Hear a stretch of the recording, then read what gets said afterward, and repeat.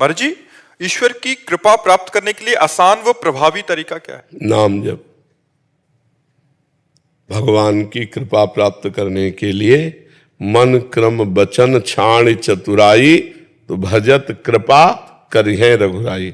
मन और वचन और कर्म से छल कपट छोड़कर यदि भगवान का नाम जप किया जाए तो बहुत जल्दी कृपा हो जाएगी। अच्छा, नाम जप में पैसा भी नहीं लगता, हम 1 रुपए की बात नहीं इसमें नाम जप में करते।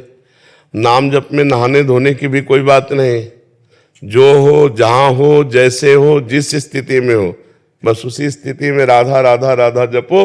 इसमें कोई पैसा नहीं, इससे सहज कोई कार्य है, कोई पैसा नहीं लगता, कोई मेहनत नहीं लगती, कोई जान नहीं पाएगा। अब अंदर अंदर हम राधा राधा जप रहे, कौन जान पाएगा? इसी से भगवान की प्रसन्नता होती है। मन वचन कर्म से चतुरता का त्याग करके, छल कपट का त्याग करके यदि हम भगवान का भजन करते हैं तो भगवान हम पर कृपा कर देते हैं। भजत कृपा करिहे रघुराई जी। गृहस्थ में भी गृहस्थ में भी कभी भी हम नाम जप कर सकते हैं किसी भी परिस्थिति। भाई देखो, गृहस्थ विरक्त हमारे जीने का तरीका है, ये हमारे जीने का तरीका। हम कोई गृहस्थ विरक्त थोड़ी हैं, हम तो भगवान के अंश हैं। हमारे कर्म बन बिगड़ गए तो हम कोई स्त्री बन गए, कोई पुरुष बन गए, कोई गृहस्थ बन गए, कोई विरक्त बन गए, लेकिन है तो भगवान के अंश। तो भगवान का भजन करने में ना गृहस्थ बाधक है ना विरक्त साधक है।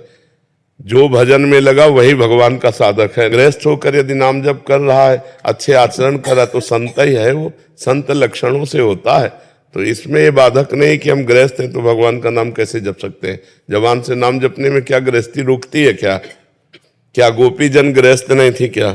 और उनसे बड़ा सन्यासी कौन था जो श्री कृष्ण के प्रेम में हर समय मतवाली होकर के घर को लीप रही हैं, धान कूट रही हैं, गाय दू रही हैं, दही मथ रही हैं, भगवान श्री कृष्ण के भाव में तन्मय। क्या पावन गृहस्थी है, क्या मंगलमय गृहस्थी है।